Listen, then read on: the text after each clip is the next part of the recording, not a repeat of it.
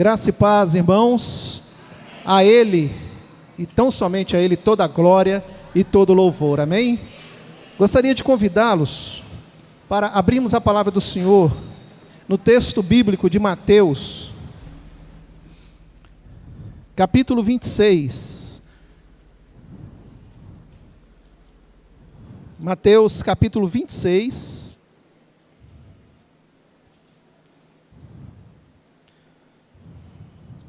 A partir do verso 26. Esse texto é o texto clássico da instituição da Santa Ceia do Senhor, onde vemos aqui Jesus instruindo para que se participe da ceia. E eu gostaria de nessa noite meditar com os irmãos nesse texto, até o verso 30, diz assim a palavra do Senhor: enquanto comiam, tomou Jesus um pão e, abençoando, o partiu e o deu aos discípulos, dizendo: tomai, comei, isto é o meu corpo. Vocês, verso 27.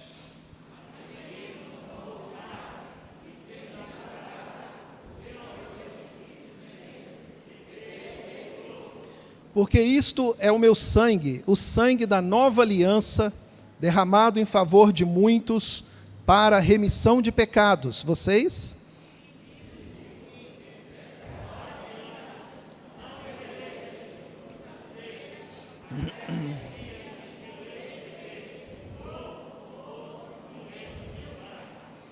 E tendo cantado um hino, saíram para o Monte das Oliveiras. Amém. Graças te damos, Pai, por esta noite de festa espiritual. Te louvamos através dos cânticos, através das nossas orações. E agora também queremos, ó Deus, que o Senhor edifique o nosso coração, que o Senhor fale conosco e que o Senhor nos instrua, nos alimente e nos abençoe. Que esta noite possamos sair daqui ainda mais alimentados pelo poder da Tua palavra, em nome de Jesus. Amém. O apóstolo nos traz aqui um relato desse momento em que Jesus está ali sentado à mesa com os discípulos. Você já pode imaginar a cena. Essa cena ela foi marcada por aqueles quadros da Santa Ceia. Você lembra daqueles quadros de Santa Ceia, né? O presbítero Frank tem um quadro desse na casa dele. E toda vez que a gente chega lá, a gente conversa sobre o quadro. Por quê? Quem pintou parece que tinha esquecido um dos 12, sabe? Aí foi lá e acrescentou mais um. A gente não percebe, mas quando a gente chega na casa dele, ele diz assim: olha ali, você viu que tem uma pessoa ali que está meio deslocada? Aí ele vai contar a história do quadro para a gente, né? Eu já vi essa cena em vários quadros, né? Pintura, eu já vi um talhado na madeira, coisa mais linda, né? Que quadro bonito, dá vontade de levar para casa. É aquela cena maravilhosa de Jesus ali conduzindo seus discípulos, conduzindo seus apóstolos para o momento da celebração da ceia do Senhor. E eles sentam à mesa e vão comer, seguindo um ritual, uma tradição judaica antiga, mas também marcando uma nova época, um novo tempo e também novas instruções para a sua igreja, para o seu povo. E aqui nós temos um trecho, né? Nós temos aqui algumas informações deste momento, mas lá na frente, no texto de 1 Coríntios, no capítulo 11, o apóstolo Paulo vai trazer mais ensinos sobre este momento. Costumamos dizer o seguinte, irmãos, que quem interpreta a Bíblia, ou quem interpretou a Bíblia, foram os apóstolos. Nós precisamos compreender a interpretação. Nós não devemos interpretar, mas compreender a interpretação. E Paulo, o apóstolo, ele faz uma interpretação desse texto, trazendo luz ainda mais sobre este momento tão sublime, tão especial. Mas há aqui um tema que eu proponho para nós refletirmos nessa noite: estar na mesa com Cristo. Eu e você, aqui nessa noite, estamos na mesa com Cristo, porque iremos participar da Santa Ceia do Senhor. Agora, o que significa isso? Qual a importância de estar na mesa com Cristo? Isso tem um poder, isso tem um efeito, isso tem toda uma estrutura por detrás. E a primeira delas, a gente vê aqui já no verso de número 26. O que significa estar à mesa com Cristo? Jesus disse no verso 26 o seguinte: enquanto comiam, tomou Jesus um pão e abençoando-o, o partiu e o deu aos discípulos, dizendo o quê? Tomai, comei, porque isto é o meu corpo. Jesus está dizendo que o motivo pelo qual devemos participar da ceia do Senhor é para participar do corpo dele. Agora, o que é esse corpo? O que é participar desse corpo? Qual a importância disso? Participar do corpo de Jesus, segundo a ótica do tão conhecido João Calvino, quando ele fala da Santa Ceia, é você estar revestido de uma imortalidade. O que isso significa? Para ele é o seguinte: quando o crente morre, ele não se desfaz, ele não desaparece. O crente, quando morre, ele se torna imortal. Na atual teologia reformada, o termo técnico usado é que nós, quando morremos, nós nos tornamos infinitos. O que é esse termo? Um dia passamos a existir e nunca mais deixaremos de existir. A morte para o cristão não é o fim. É dor, é sofrimento, mas significa também que haverá uma restauração e que esse crente vai ressuscitar. Quando Jesus ele está com seus discípulos, ele diz assim: venha participar da minha mesa, né? Dá lá ordens para que preparem a mesa, e eles preparam o cenário, e juntos ali vão participar da ceia do Senhor, e ele diz: comam desse pão, fazei isso em memória de mim. Jesus está dizendo que aqueles que estão em Cristo, eles são novas criaturas, eles são salvos, e eles se tornam infinitos. Eles se tornam imortais no sentido de uma restauração após a morte, de uma ressurreição no dia do juízo final, de um retorno e para sempre, então, estar na presença do Senhor, gozando da vida eterna. Então há toda uma carga de poder, de informação, de graça nesse ato da Santa Ceia. Mas também é alimento espiritual para esse momento que nós vivemos aqui nesta vida. Participar do corpo de Jesus significa ser alimentado por Ele. Significa que Cristo é quem alimenta as nossas vidas. É Cristo que nos mata a fome da alma. E a fome da alma, ela está espalhada pelo mundo. As pessoas têm fome, as pessoas têm sede, mas elas não se curvam àquele que pode dar a elas o alimento verdadeiro, que é Jesus. E quando o crente senta à mesa com o Senhor Jesus, sua fome, sua dor, ela é saciada, porque Cristo consola a sua vida. João Calvino também vai dizer o seguinte, gente, que participar da ceia do Senhor é ganhar um presente de Deus. Deus nos dá o presente de participar dessa ceia. É um sinal das verdades espirituais, do mundo espiritual, mas é também algo presente, é algo visível, é algo palpável, porque o Senhor entende que nós também precisamos disso. É um simbolismo, mas não é um simbolismo qualquer, porque a presença de Deus está com aqueles que são obedientes e que servem a Deus e que participam da ceia do Senhor. A bênção espiritual. Essa discussão foi tremenda no início da era moderna, na Reforma Protestante. Qual o valor da ceia? Como que este momento de culto, de celebração, esse ato de ceia pode me abençoar? Qual é a verdadeira espiritualidade contida nesse momento? E então nós chegamos a esta conclusão bíblica de que participar dessa ceia é estar abençoados por Cristo. É estar cheio do poder do Senhor, porque o Senhor está conosco.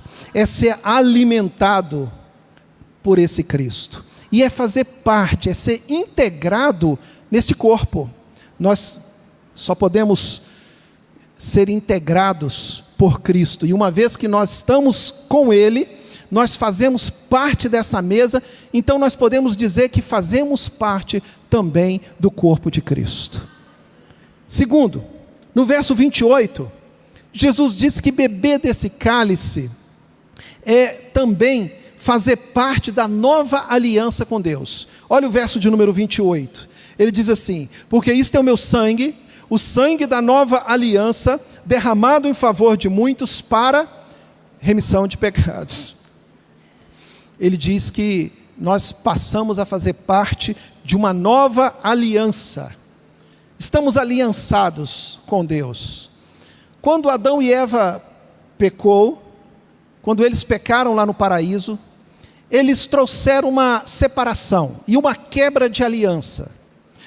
Mas quando Jesus, ele vence Satanás, quando Jesus, ele dá a vida por nós, Jesus está trazendo para nós uma nova aliança.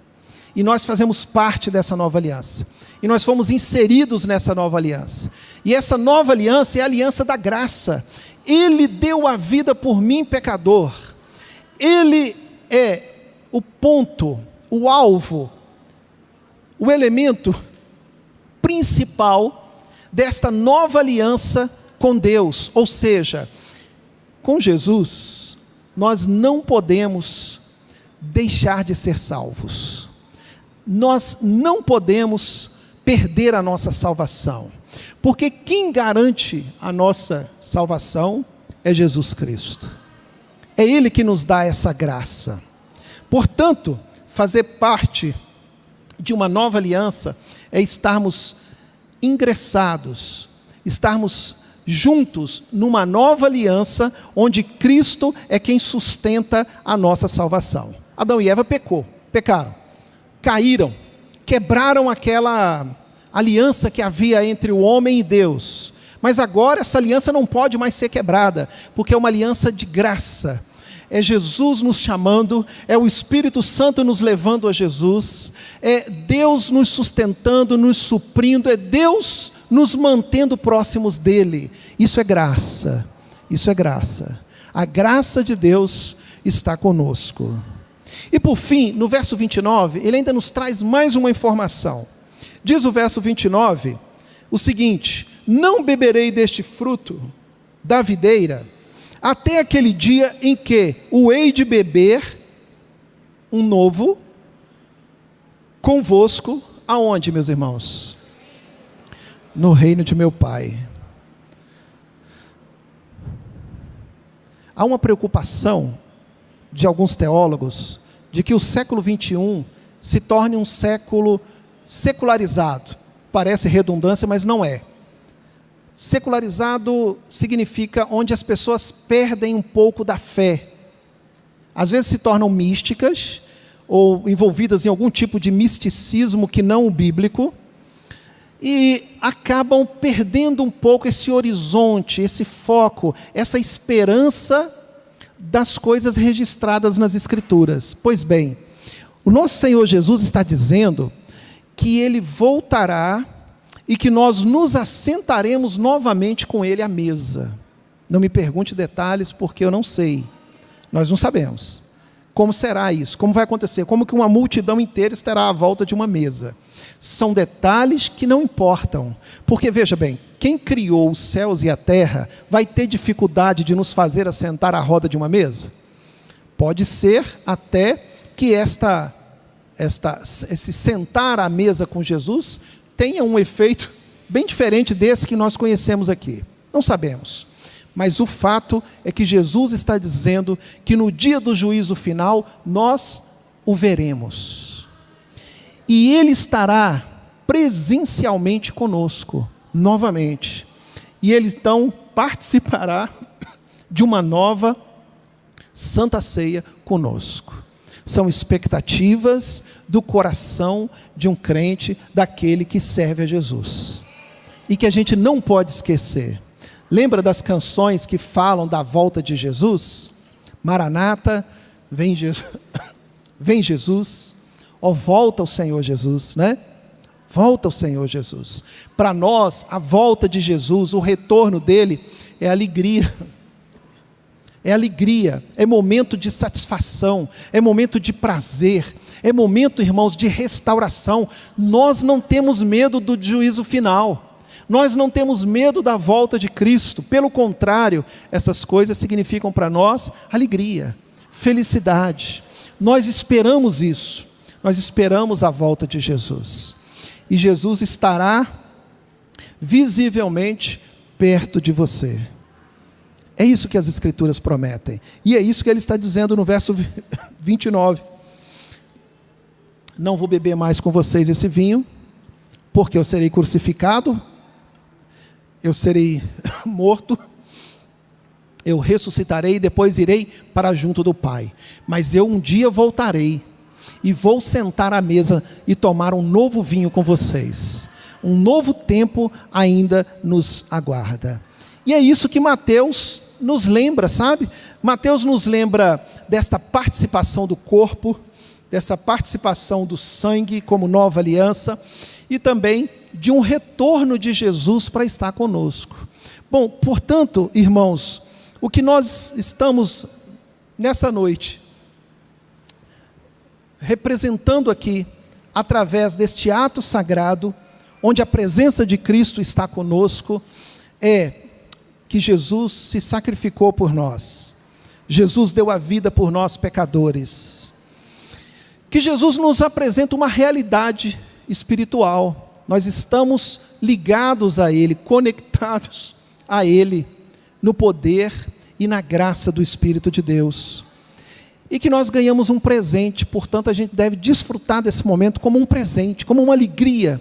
Lembrando que Jesus Cristo nos traz a perspectiva da vida eterna, da ressurreição. De que a morte, ela existe, mas existe também a ressurreição. Existe também um novo tempo, e que toda dor será suprida. Portanto, participar da mesa do Senhor para nós, tem esse aspecto bíblico, teológico, espiritual, tem também um aspecto de compromisso. Eu acho que esta parte é a parte que a igreja, nós como igreja, devemos sempre nos lembrar e zelar por isso. Lembra, eu falei para os irmãos que o apóstolo Paulo, ele traz uma introdução, ele traz uma explicação, não é? Melhor, ele interpreta melhor tudo isso. E o apóstolo Paulo, lá no capítulo 11, ele vai dizer o seguinte, que aqueles que sentam à mesa com o Senhor, devem fazer isso de modo digno. Isso nos chama a atenção para uma coisa, nos chama a atenção para a responsabilidade que eu e você como igreja temos, de sempre nos posicionarmos de forma digna diante do Senhor. Então eu e você como igreja, devemos zelar por esse presente que nós ganhamos, por esta oportunidade de sentar à mesa com Jesus. Nós devemos buscar uma vida santa para estar ao lado de Jesus, para estar ao lado do Senhor, na mesa, participando da ceia do Senhor. Portanto, é fundamental e é importante que nós como igreja, sejamos como aquela figura ali descrita nas Escrituras, da noiva, que então recebe ali o seu noivo, e devemos estar imaculados, sem manchas, sem rugas e pecados, não é? Usando figuras de palavras, de linguagem, para representar esse aspecto espiritual. E assim, irmãos, zelarmos pela nossa santidade, zelarmos pela nossa unidade como igreja, como povo do Senhor, reconhecermos os nossos pecados, as nossas falhas, as nossas mazelas, e não deixar que estas coisas nos afastem nem de Deus, nem do corpo, e nem uns dos outros. Pois se há pecado em nós que nos afasta uns dos outros, nós devemos vencê-los. Pois se há pecado que nos afasta de Deus, devemos vencê-los, para não sairmos da mesa do Senhor. Por isso nós devemos cuidar de nós mesmos, como diz as Escrituras. Lembra de Paulo falando com Timóteo, que Timóteo deveria cuidar de si mesmo, cuidar da sua fé. Diz lá o texto: de tudo que tiveres que guardar, guarda o teu coração. Porque nós somos tentados e atacados o tempo todo, tanto pela obra de Satanás, como pela obra da própria carne. E às vezes tomamos atitudes que lá na frente a gente vai se arrepender. Então nós devemos nos acalmar no Senhor, nós devemos nos aquietar em Deus, nós devemos buscar sabedoria no Senhor, e nós não devemos tomar atitudes precipitadas, e nós não devemos nos envolver com o mundo e com o pecado, e nem deixar que o mundo afete a nossa mente, o nosso coração, e nos afaste da presença do Senhor, e nem deixar que o ativismo desse mundo moderno venha nos dar ao coração algum tipo de cansaço, de fadiga das coisas espirituais, de fadiga do Senhor, onde as coisas do Senhor acabem se tornando algo qualquer. Não podemos deixar que o desinteresse tome conta da nossa vida. Por quê? Porque nós estamos sentados à mesa com o Senhor. Por quê? Porque Cristo sacrificou-se por nós. Por quê? Porque nós devemos nos alimentar no corpo de Cristo, e estamos inseridos na aliança com Deus, uma aliança de graça e de amor, e nós devemos zelar por essas coisas. Portanto, andar com Jesus exige de nós um cuidado, um zelo, um esforço, um temor, um zelo para com a nossa própria existência, para com a nossa vida. Como diz lá o texto, né? Pois para onde vamos não há obra alguma. Nós devemos aproveitar este momento para servir o Senhor Jesus. Há uma outra lição também, irmãos, que nos apresenta esse texto, é que apesar de haver uma necessidade de nos esforçarmos para uma vida santa, como diz Paulo lá em Coríntios, tem que haver também uma consciência de que não é aquilo, a nossa obra, nosso esforço, que está nos dando entrada ao céu. Não. Foi o sacrifício de Cristo, foi a cruz de Jesus. Portanto, isso exige de nós o quê? Esforço e ao mesmo tempo humildade. Humildade espiritual. Lembra que Jesus disse? Jesus falou assim que o reino dos céus é das crianças. Temos que ser como elas para entrar no reino dos céus. Ou seja, para receber a palavra do Senhor, temos que ter humildade. Temos que ser simples como uma criança.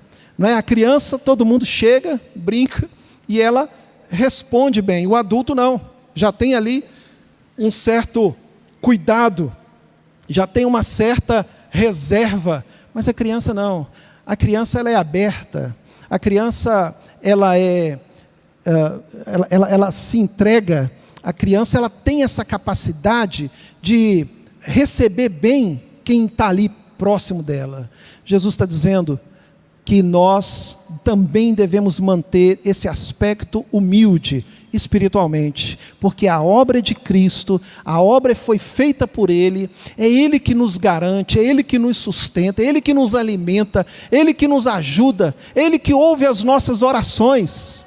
Jesus, filho de Davi, tem misericórdia de mim. Quantos de nós aqui, nos últimos tempos, não tem clamado: Jesus, filho de Davi, tem misericórdia de mim. Tem misericórdia de mim, Senhor. Me ajude, Pai. Quantos de nós temos tido feito esta oração? Queridos, o Senhor Deus nos tem dado o privilégio de estarmos à sua mesa. Portanto, nós devemos dar graças a Ele. Devemos dar louvores a Ele. E mantenha-se firme, porque Jesus vai voltar, irmãos. E quando Jesus voltar e vier buscar, e vier buscar a sua igreja, então, lá na figura do Antigo Testamento, o seu povo estará em pé perante Ele.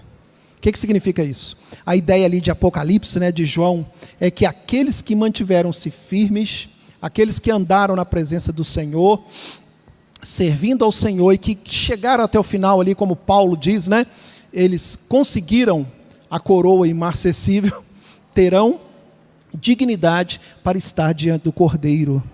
E aqueles que foram reprováveis estarão lá ajoelhados, estarão lá prostrados, porque o Senhor não os permitirá ficar em pé. Isso mostra que quem anda de joelhos ou ajoelhados nesta vida, ficará de pé na outra. Que Deus nos ajude, que Deus nos sustente, e que eu e você possamos estimular uns aos outros para a gente perseverar até o fim. Que Deus nos abençoe.